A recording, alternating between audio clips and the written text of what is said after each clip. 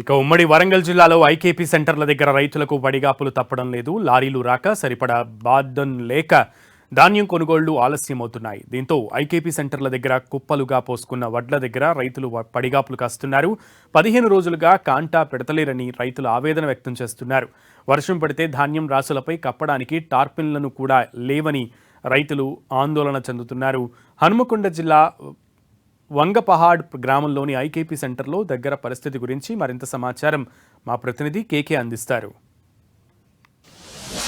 ఉమ్మడి వరంగల్ జిల్లాలో కొనుగోలు కేంద్రాల అటు వరి ధాన్యం కొనుగోలు కేంద్రాలు, మొక్కజొన్నల కొనుగోలు కేంద్రాల వద్ద రైతులు తీవ్రమైనటువంటి ఇబ్బందులు పడుతున్నటువంటి పరిస్థితి ఉంది. అంటే దాదాపు ఒక్కొక్క కొనుగోలు కేంద్రం వద్ద నెల రోజుల నుంచి రైతులు ఒకవైపు మొక్కజొన్నలను అదేవిధంగా వరి ధాన్యాన్ని ఆరబోస్తున్నప్పటికీ కూడా సరియైన విధంగా కాంటాలు కాక లారీలు దొరకక రకరకాల ఇబ్బందులు పడుతున్నటువంటి పరిస్థితి మనకు కనిపిస్తుంది. వరంగల్ జిల్లాకు సంబంధించి నెక్కొండ మండలంలో ఉన్నటువంటి అలంకానిపేట కొనుగోలు కేంద్రంలో మొక్కజొన్న రైతు ఎవరైతే గాజుల పెద్ద వెంకటేశ్వర్లు మొక్కజొన్న ధాన్యం పైనే పడి తను ప్రాణాలు వదలడం అనేటువంటిది అత్యంత హృదయ విదారకంగా మారింది. ప్రస్తుతం మనం వరి కొనుగోలు కేంద్రం వద్ద ఉన్నాము. వంగపాడుకు సంబంధించినటువంటి ఐకేపీ సెంటర్ వద్ద మనం ఉన్నాము. ఐకేపీ సెంటర్ వద్ద వీళ్ళంతా కూడా టోకెన్స్ తీసుకుంటున్నటువంటి సిచ్యువేషన్ మనకు కనిపిస్తుంది.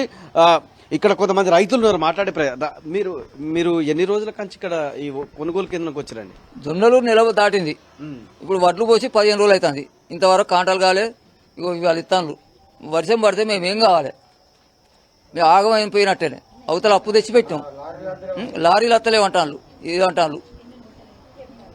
మన అర్గోస పుచ్చుకుంటాను మమ్మల్ని. 15 రోజులు అవుతుంది వరి కోసేంత వరకు మాకు మ్యాచ్ చూడలేదు. అది మా బస్తాలు ఇవ్వలేదు. మాకు యూరియా బస్తాలతో నష్టమవుతుంది సార్. మాకు అన్యాయం చేస్తాను సార్. సో అంటే మీరు చెప్పండి పెద్ద మనిషి, అంటే మీరు ఎన్ని రోజులు అవుతుంది? మీకు ఎంత భూమి ఉంది? ఏంటి? మాకు 1 ఎకరం భూమి ఉన్నది.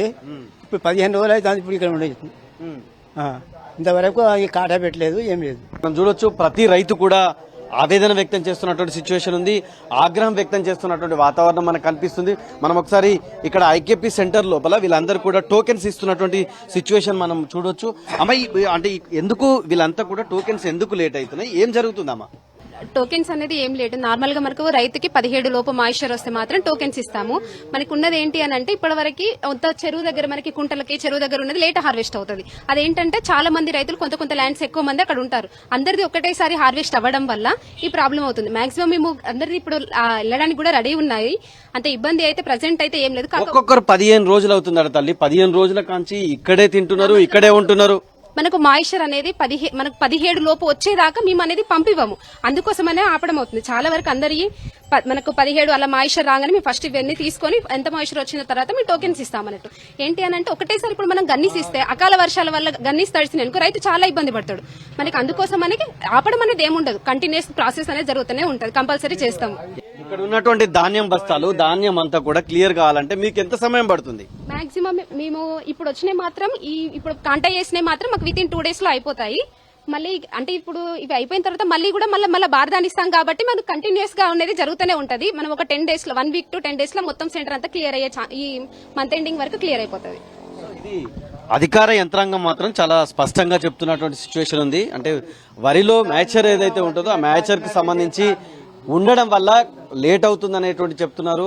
రెగ్యులర్ గా కంటిన్యూస్ ప్రాసెస్ లోపల కంప్లీట్ చేసేటువంటి ప్రయత్నం చేస్తున్నాం.